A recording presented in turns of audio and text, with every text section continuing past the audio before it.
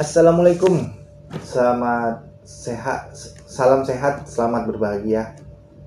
Kita ketemu lagi, lanjut membaca Harry Potter dan Batu Bertuah. Kali ini kita membaca di chapter 15. Sebelum membaca, seperti biasa saya minta maaf kalau ada salah penyebutan nama, tempat, tokoh, ataupun istilah-istilah di dalam novel ini.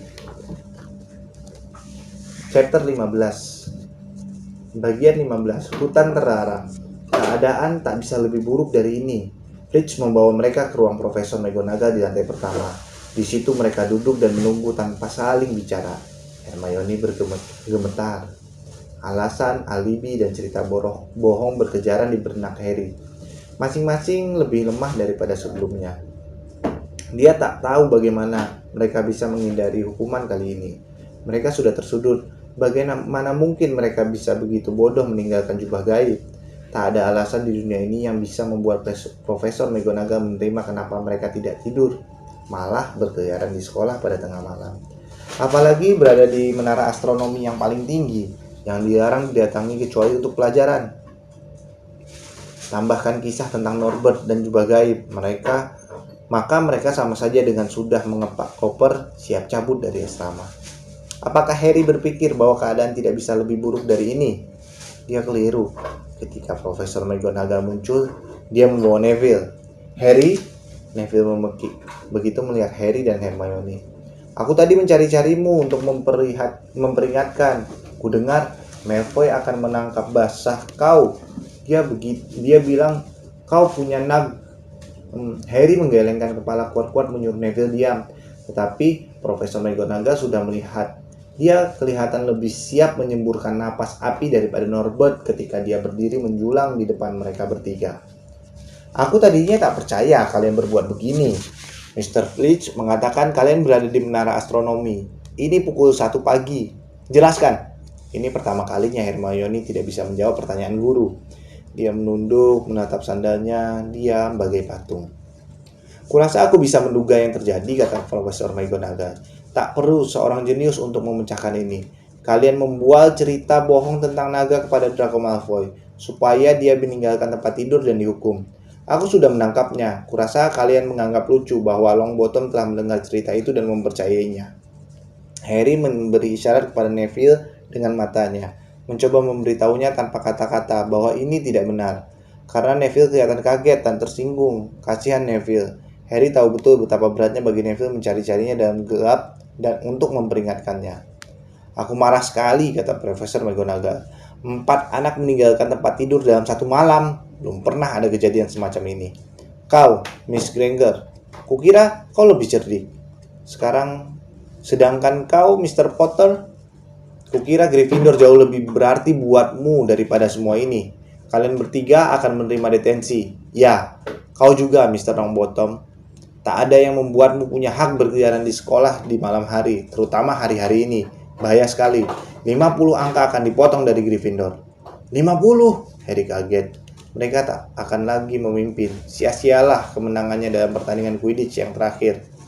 Masing-masing 50, kata Profesor McGonagall. Napas berat melewati hidungnya yang panjang dan runcing. Profesor, tolong, Anda tidak bisa... Jangan mengajari aku apa yang bisa atau tidak bisa aku lakukan, Potter. Sekarang, semua kembali ke tempat tidur. Belum pernah aku dipermalukan seperti ini oleh anak-anak Gryffindor. 150 angka hilang begitu saja, membuat Gryffindor berada di posisi paling bawah. Dalam semalam, mereka menghancurkan semua kesempatan yang dimiliki Gryffindor untuk memenangkan piala asrama. Harry merasa terpukul sekali. Bagaimana mereka bisa menembus semua ini? Sepanjang malam, Harry tak tidur. Selama berjam-jam, dia bisa mendengar Neville yang terisak-isak di bantalnya. Harry tak bisa memikirkan sesuatu untuk menghiburnya. Dia tahu Neville seperti halnya dirinya takut akan datangnya pagi. Apa yang akan terjadi kalau anak-anak Gryffindor lain tahu apa yang mereka lakukan? Mulanya, anak-anak Gryffindor yang melewati kaca raksasa menampilkan angka masing-masing asrama keesokan harinya. Mereka menganggap ada kekeliruan. Bagaimana mungkin angka mereka mendadak susut 150 dari hari sebelumnya? Kemudian cerita mulai menyebar. Harry Potter yang terkenal, pahlawan Quidditch mereka. Dialah yang membuat mereka kehilangan 150 angka. Harry Potter dan 2 anak bego kelas 1 lainnya. Dari anak yang paling populer dan paling dikagumi di sekolah, Harry mendadak menjadi anak yang paling dibenci. Bahkan, anak-anak Ravenclaw dan Hufflepuff ikut-ikutan menyerangnya. Karena semua anak telah menunggu-nunggu Slytherin kehilangan piala asrama. Kemanapun Harry pergi, anak-anak menunjuk-nunjuk dan tidak bersusah-susah memelankan suara kalau memakinya. Anak-anak Slytherin sebaliknya menyoraki kalau Harry melewati mereka, bersuit-suit dan berteriak, "Terima kasih Potter, kami berhutang budi padamu." Hanya Ron yang menghiburnya. Mereka akan melupakan semua ini beberapa minggu lagi. Fred dan George telah kehilangan banyak angka selama mereka di sini, dan anak-anak masih menyukai mereka. Tapi mereka belum pernah kehilangan 150 angka sekaligus kan? Kata Harry merana. Ya, belum, Ron mengakuinya. Sudah agak terlambat untuk memperbaiki kerusakan yang telah terjadi.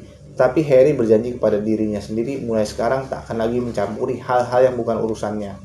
Dia sudah muak dengan mengendap-endap dan memata-matai. Dia merasa malu sekali dengan dirinya sendiri hingga dia menemui Wood dan meminta mengundurkan diri dari tim Quidditch. Mengundurkan diri, gelegar Wood. Apa faedahnya? Bagaimana kita akan merebut kembali angka-angka itu kalau kau tidak memenangkan pertandingan Quidditch? Bahkan, Quidditch sudah tak lagi menyenangkan. Anggota tim lain tak mau bicara dengan Harry selama latihan. Dan kalau mereka harus bicara tentang Harry, mereka menyebutnya si Seeker. Hermione dan Neville juga menderita. Yang mereka alami tidak seburuk Harry karena mereka tidak populer. Karena mereka tidak sepopuler dia. Tetapi tak seorang pun mau bicara dengan mereka juga. Hermione sudah berhenti menonjolkan dirinya di kelas. Dia terus menundukkan kepalanya dan bekerja dalam diam. Harry nyaris senang ujian tak lama lagi.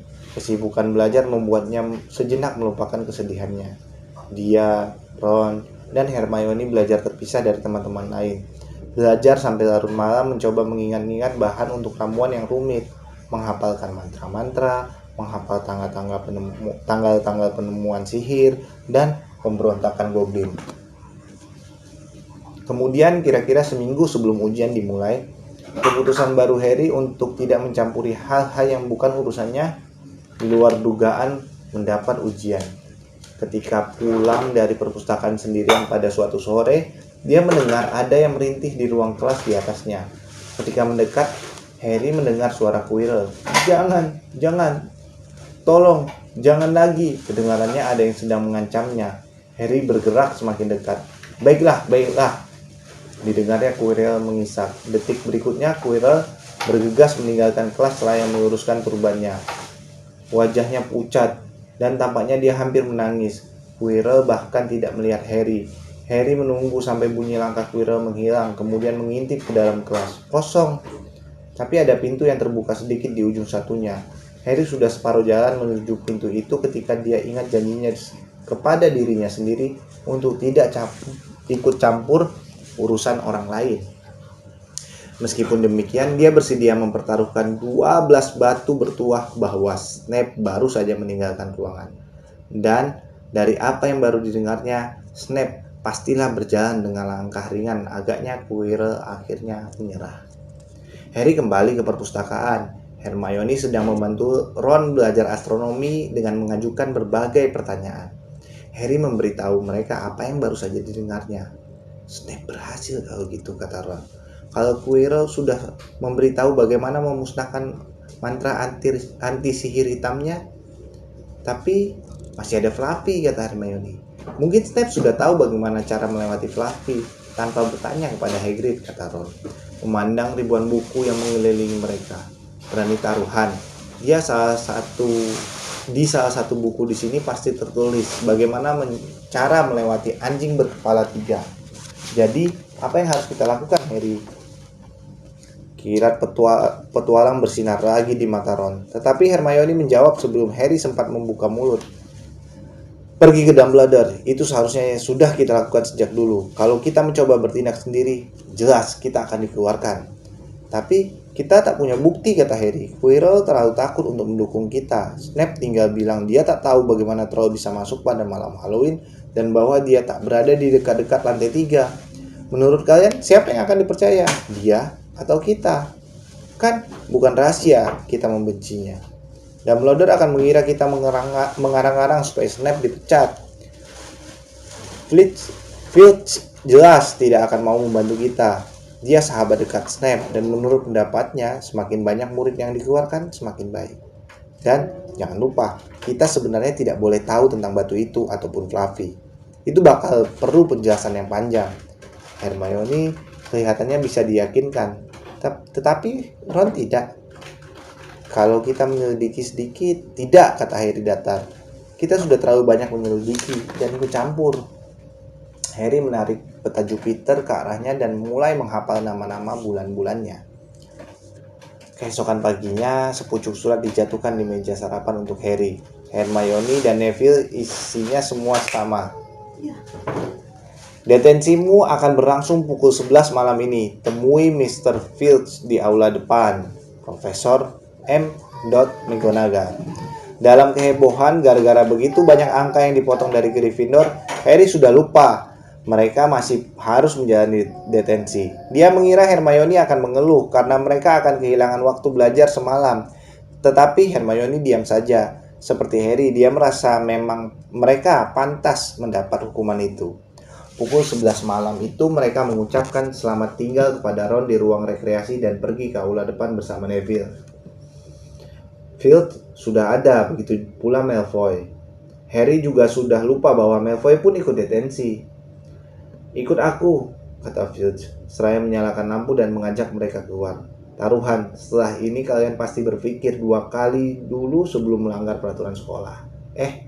Dia menyeringai kepada mereka. Oh iya, kerja keras dan penderitaan adalah guru yang paling baik. Kalau kalian tanya kepadaku, sayangnya mereka tidak memakai lagi cara hukuman yang dulu, menggantung kalian pada pergelangan tangan di atap selama beberapa hari. Rantainya masih ada di kamarku. Aku menyakit terus. Siapa tahu suatu kali diperlukan lagi. Baik, ayo kita berangkat dan jangan coba-coba kabur. Makin parah lagi nanti bagi kalian. Mereka menyeberangi lapangan gelap. Neville terus terisak. Harry bertanya-tanya hukuman apa yang akan dijatuhkan kepada mereka. Pasti sesuatu yang mengerikan. Kalau tidak, Filch tak akan sesenang ini. Bulan bersinar terang, tetapi awan-awan yang melintasinya berkali-kali membuat mereka berjalan dalam kegelapan. Di depan, Harry bisa melihat jendela-jendela pondok Hagrid yang menyala. Kemudian dari kejauhan mereka mendengar suara. Kaukah itu, Filch? Cepat, aku mau mulai. Semangat Harry bangkit. Jika ada Hagrid, keadaan tidak terlalu buruk. Kelegaannya pastilah tampak di wajahnya. Karena Filch berkata, rupanya kau mengira kau akan bersenang-senang bersama orang kasar itu, pikirnya lagi. Nah, kalian akan dibawa ke hutan, dan aku keliru sekali kalau kalian mengira semua berhasil keluar dengan utuh nanti. Mendengar ini, Neville merintih dan Malfoy berhenti berjalan. Hutan, dia mengulang, dan suaranya tidak sesombong biasanya. Kita tidak boleh ke sana di malam hari. Ada macam-macam di sana, manusia serigala yang kudengar.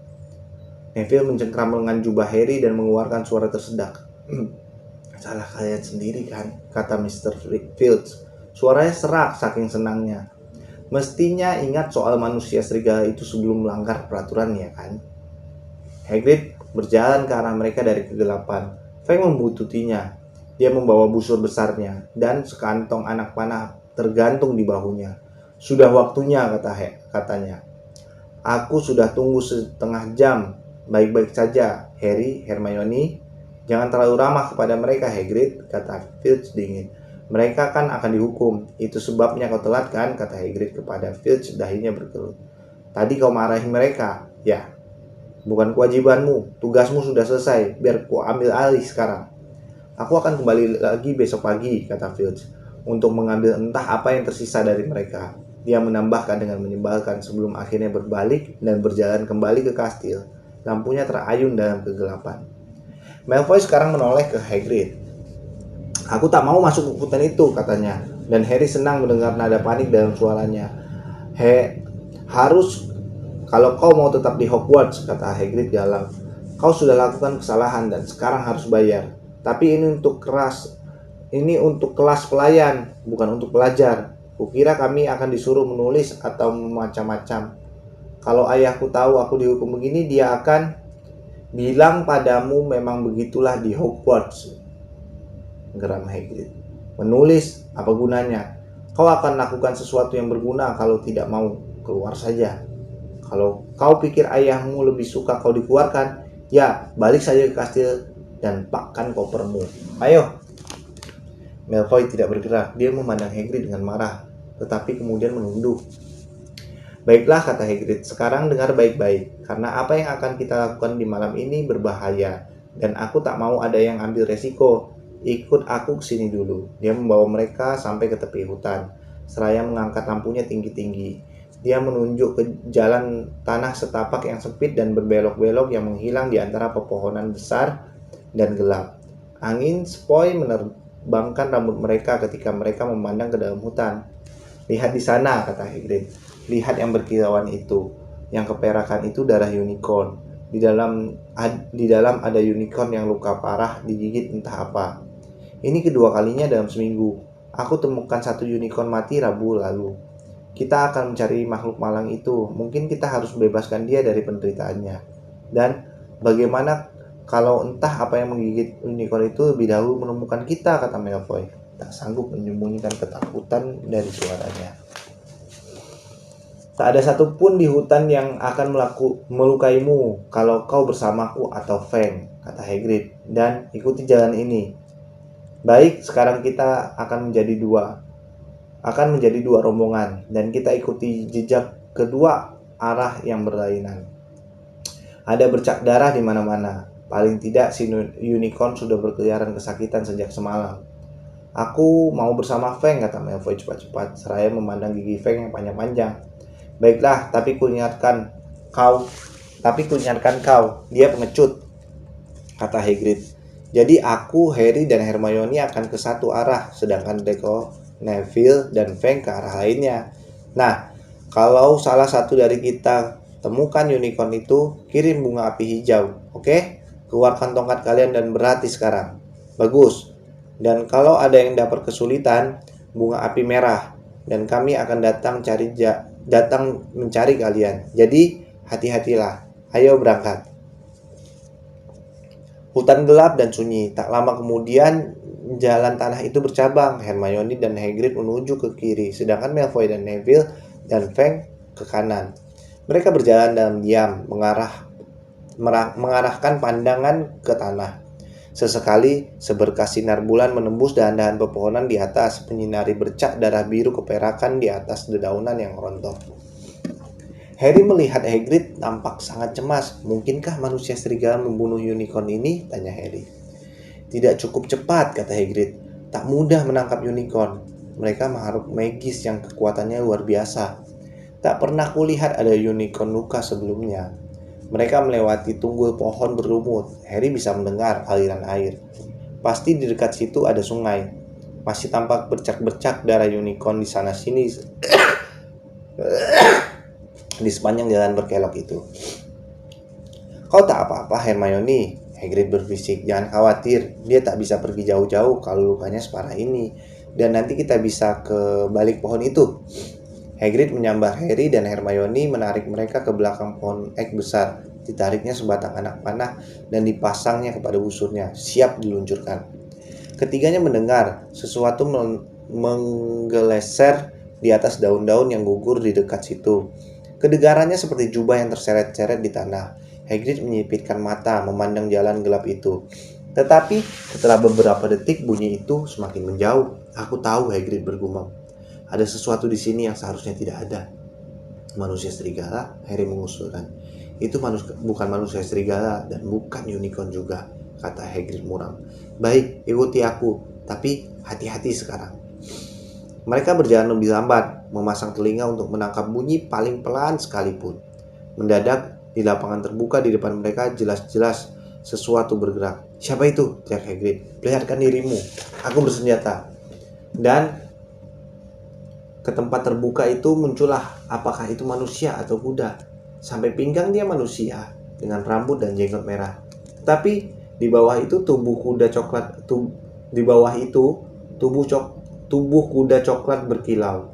dengan ekor panjang kemerahan. Harry dan Hermione ternganga. "Oh, kau rupanya Ronan," kata Hagrid lega. "Apa kabar?" Hagrid maju dan menjabat tangan Centaurus ini. "Selamat malam, Hagrid," kata Ronan. Suaranya dalam dan sedih. "Apa kau tadi mau memanahku?" "Tidak ada salahnya, hati-hati, Ronan," kata Hagrid membelai busurnya. "Ada sesuatu yang jahat berkeliaran di hutan ini. Ini Harry Potter dan Hermione Granger, murid Hogwarts, dan ini Ronan, anak-anak. Dia Centaurus. Kami sudah melihatnya," kata Hermione lemah. "Selamat malam," kata Ronan. "Kalian pelajar ya? Banyak yang kalian pelajari di sekolah?" Sedikit," kata Hermione malu-malu. "Sedikit?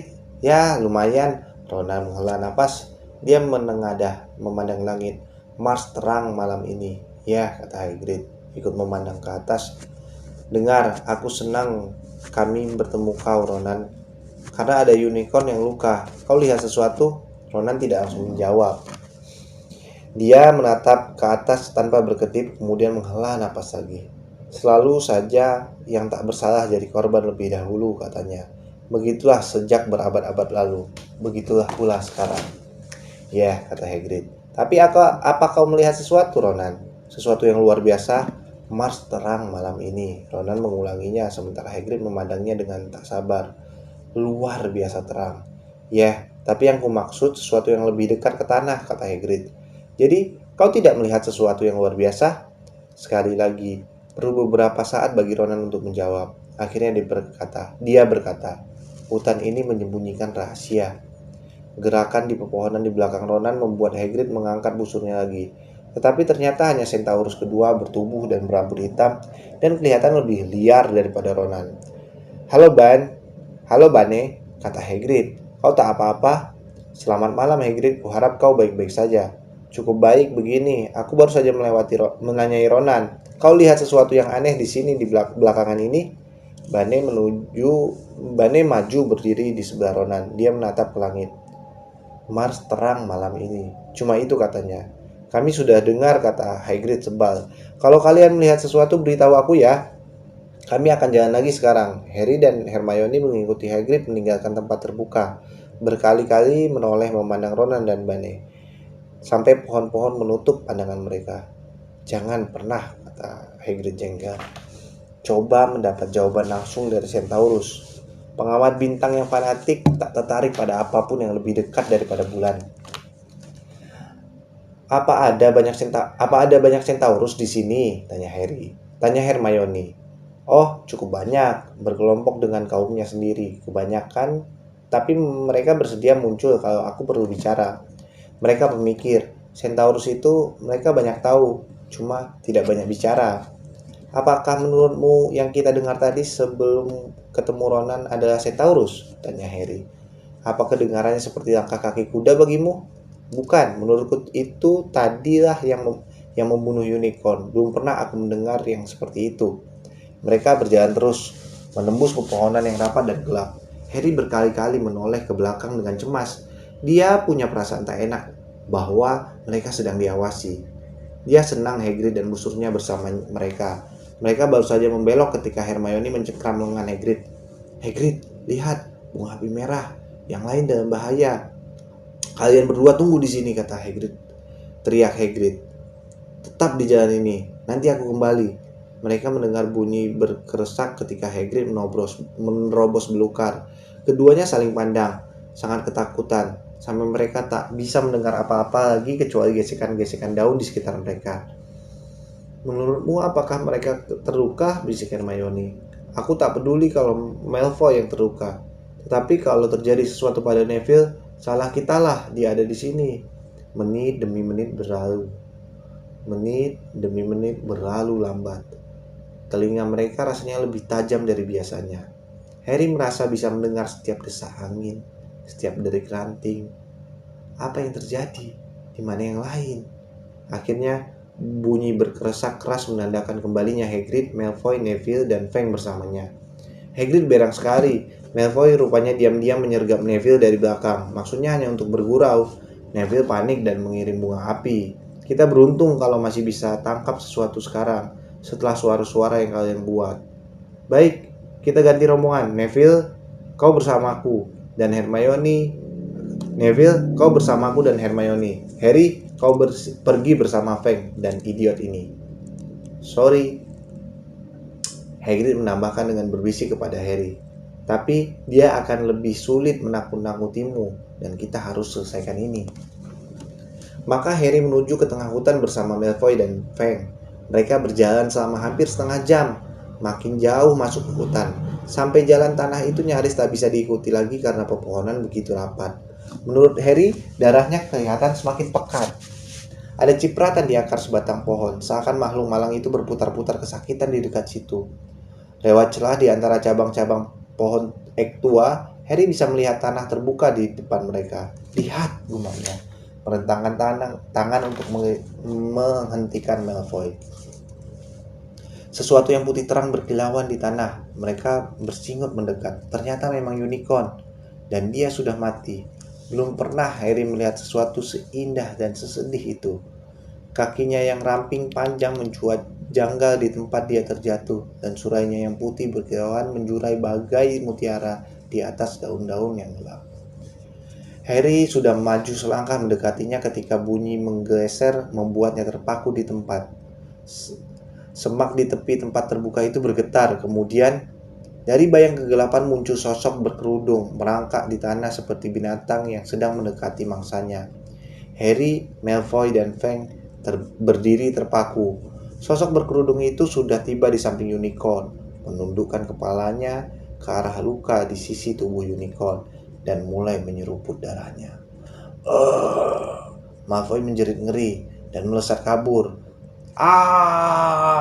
Malfoy menjerit ngeri dan melesat kabur, begitu juga Fang. Sosok berkerudung itu mengangkat kepalanya dan memandang lurus kepada Harry. Darah unicorn menetes-netes ke bagian depan tubuhnya. Dia berdiri dan berjalan cepat mendekati Harry. Harry sendiri tak bisa bergerak saking takutnya. Kemudian rasa sakit menusuk kepalanya. Belum pernah Harry merasakan sakit sepedih ini, seakan bekas luka itu terbakar. Setengah buta dia terhuyung ke belakang. Didengarnya bunyi telapak kuda di belakangnya, lari berderap, dan sesuatu melompatinya menerjang sosok itu. Sakit di kepala Harry tak tertahan lagi. Dia jatuh berlutut. 1-2 menit kemudian barulah rasa sakit itu lenyap. Ketika Harry mendongak, sosok itu telah lenyap. Centaurus berdiri di depannya. Bukan Ronan, bukan Bane. Yang ini kelihatan lebih muda. Rambutnya pirang dan tubuh kudanya berbulu putih. Kau tak apa-apa? Tanya si Centaurus seraya membantu Harry berdiri. Ya, terima kasih. Tadi itu apa? Si Centaurus tidak menjawab. Mata birunya luar biasa, seperti batu safir pucat. Dia memandang Harry dengan teliti. Matanya lama terpancang pada bekas luka hitam kelabu yang tampak nyata di dahi Harry. Kau Harry Potter, katanya. Sebaiknya kau kembali kepada Hagrid. Hutan tidak aman pada saat ini, terutama untukmu. Kau bisa naik kuda supaya lebih cepat? Namaku Firenze, katanya menambahkan seraya menekuk kakinya ke depan, berlutut agar Harry bisa naik ke punggungnya. Mendadak terdengar lebih banyak derap kaki kuda dari sisi lain tanah terbuka. Ronan dan Bane muncul dari balik pepohonan terengah-engah dan berkeringat. Firenze, gereger Bane. Apa yang kau lakukan? Ada manusia di punggungmu. Sungguh, kau tak tahu malu. Memangnya kau bagal angkut biasa? Sadarkah kalian ini siapa? Kata Firenze. Ini Harry Potter. Lebih cepat dia meninggalkan hutan ini lebih baik. Kau cerita apa saja kepadanya? Bane menggeram. Ingat Firenze, kita sudah disumpah untuk tidak mencampuri urusan langit. Bukankah kita sudah membaca apa yang akan terjadi di pergerakan planet-planet? Ronan mengais-ngais tanah dengan gelisah. Aku yakin Firenze melakukan yang menurutnya terbaik, kata Ronan dengan suara yang sedih. Bane menyentakkan kaki belakangnya dengan berang. Terbaik? Apa kaitannya dengan kita? Centaurus berurusan dengan apa yang telah diramalkan. Bukan tugas kita untuk berkeliaran seperti keledai, menyelamatkan manusia yang tersesat di hutan kita. Firenze mendadak berdiri di atas kaki belakangnya dengan gusar, sehingga Harry harus berpegangan pada bahunya supaya tidak jatuh. Apa kau tidak melihat unicorn itu? Firenze berteriak kepada Bane. Apa kau tidak mengerti kenapa dia dibunuh? Atau apakah planet-planet tidak memberitahukan rahasia itu kepadamu? Aku akan melawan apa yang bersembunyi di hutan ini, Bane. Ya, bersama manusia kalau perlu. Dan Firenze berputar dengan Harry menyekram bahunya sebisa mungkin. Mereka masuk di antara pepohonan, meninggalkan Ronan dan Bane di belakang mereka. Harry sama sekali tak mengerti apa yang terjadi. Kenapa Bane begitu marah? Dia bertanya. Kau menyelamatkanku dari makhluk apa? Firenze melambatkan larinya hingga akhirnya dia berjalan, memperingatkan Harry supaya menunduk supaya tidak menabrak dahan-dahan yang rendah, tetapi tidak menjawab pertanyaannya. Mereka menembus pepohonan dalam diam selama begitu lama, sampai Harry mengira Firenze tak mau lagi bicara kepadanya. Mereka sedang melewati pepohonan yang sangat rapat, ketika Firenze tiba-tiba berhenti. Harry Potter, tahukah kau darah unicorn digunakan untuk apa? Tidak, jawab Harry. Kaget mendengar pertanyaan aneh itu. Kami cuma memakai tanduk dan rambut ekornya dalam pelajaran ramuan. Itu karena membunuh unicorn adalah perbuatan yang amat keji, kata Firenze.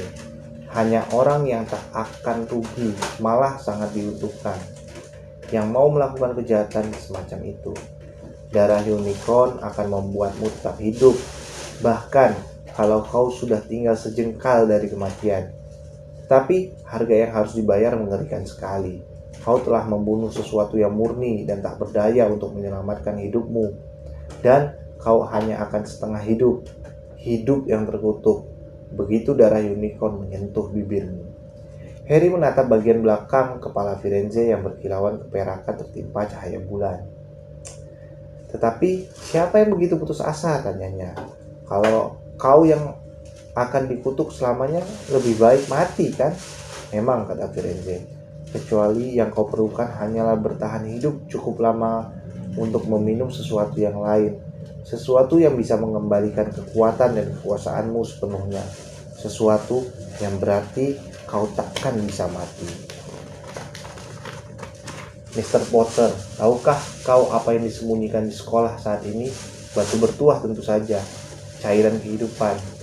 Tapi aku tak mengerti siapa. Tak terpikirkah olehmu seorang yang telah menunggu bertahun-tahun untuk kembali berkuasa, yang bertahan hidup, menunggu datangnya kesempatan ini. Seakan ada tangan besi yang mendadak mencengkram jantung Harry. Di antara bunyi kresek dedaunan, seakan dia mendengarkan lagi apa yang dikatakan Hagrid pada malam mereka bertemu untuk pertama kalinya. Ada yang bilang dia mati. Omong kosong menurutku. Tak tahu apakah masih ada cukup manusia di tubuhnya untuk bisa mati. Maksudmu, kata Harry sesak. Tadi itu Harry. Harry, kau tak apa-apa? Hermione berlari ke arah mereka. Hagrid terengah-engah di belakangnya. Aku baik-baik saja, kata Harry, hampir tak memahami apa yang diucapkannya. Unicornnya mati, Hagrid, di tanah kosong di belakang sana. Sekaranglah saatnya aku meninggalkanmu, Firenze bergumam, sementara Hagrid berusaha memeriksa unicorn. Kau sudah aman sekarang. Harry meluncur turun dari punggungnya. Semoga selamat, Harry Potter, kata Firenze. Planet-planet pernah ditafsirkan secara keliru sebelum ini, bahkan oleh Centaurus. Kuharap ini salah satu di antara kekeliruan itu. Firenze berbalik dan melangkah kembali ke dalam hutan, meninggalkan Harry gemetar di belakangnya. Ron tertidur di ruang rekreasi yang gelap, menunggu mereka pulang. Dia mengigau meneriakkan sesuatu tentang pelanggaran dalam pertandingan Quidditch ketika Harry mengguncangnya keras-keras, membangunkannya. Dalam beberapa detik saja matanya sudah terbuka lebar ketika Harry mulai bercerita kepadanya dan Hermione tentang apa yang terjadi di hutan. Harry tak bisa duduk, dia mondar-mandir di depan perapian. Dia masih gemetar. Snape menginginkan batu bertuah itu untuk Voldemort, dan Voldemort menunggu di hutan. Dan selama ini kita mengira Snape hanya sekedar ingin kaya. Jangan ucapkan nama itu lagi, bisik Ron ketakutan. Seakan dia mengira Voldemort bisa mendengar mereka. Harry tidak mendengarkan. Firenze, selamatkan aku. Tetapi seharusnya tidak boleh. Bane marah sekali, katanya. Mereka tidak boleh ikut campur dengan apa yang telah diramalkan planet-planet. Planet-planet itu pastilah menunjukkan bahwa Voldemort akan kembali. Bane berpendapat, Firenze seharusnya membiarkan Voldemort membunuhku. Kurasa itu juga tertulis pada bintang-bintang. Jangan sebut-sebut lagi nama itu, kata desis Ron. Jadi sekarang aku tinggal menunggu Snape mencuri batu itu. kata Harry tegang. Setelah itu, Voldemort bisa datang dan menghabisiku. Yah, kurasa Bane akan senang. Hermione kelihatan ketakutan, tapi dia menghibur Harry. Harry, semua orang bilang Dumbledore lah satu-satunya orang yang ditakuti. Kau tahu siapa? Kalau ada Dumbledore, kau tahu siapa tidak akan menyentuhmu. Lagi pula, siapa bilang Centaurus benar? Bagiku kedengarannya seperti ramalan, dan Profesor McGonagall bilang itu cabang ilmu gaib yang paling tidak tepat. Langit sudah berubah terang. Sebelum mereka berhenti berbicara, mereka berangkat tidur dalam kelelahan. Kerongkongan mereka sakit, tetapi kejutan-kejutan malam itu belum berakhir. Ketika Harry menarik penutup tempat tidurnya, dia menemukan jubah gaibnya di bawahnya. Ada kertas yang disematkan pada jubah itu dengan pesan. Siapa tahu perlu.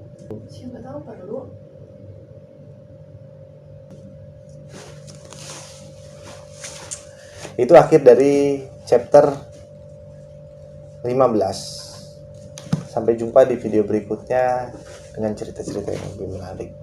Terima kasih. Assalamualaikum. Salam sehat dan berbahagia.